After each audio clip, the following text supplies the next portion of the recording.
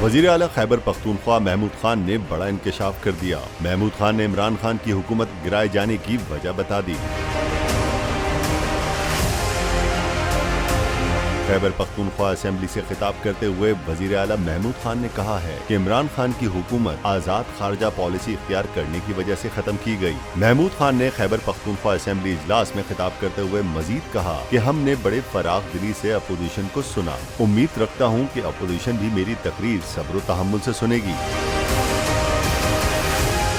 उनका कहना था कि अपोजिशन की साबका हुकूमतें 10 सालों में मट्टा सवार की एक सड़क न बना सकी। हमारे दौर में मुल्क सही ट्रैक पर आया तो रात की तारीकी में इसको खत्म कर दिया गया।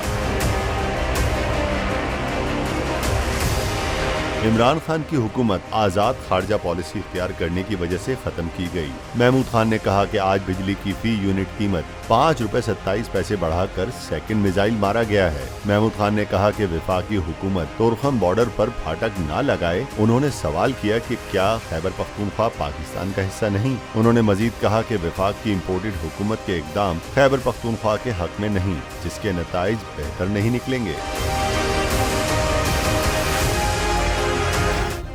सब्सक्राइब करें और बेल दबाएं ताकि कोई खबर रह न जाए।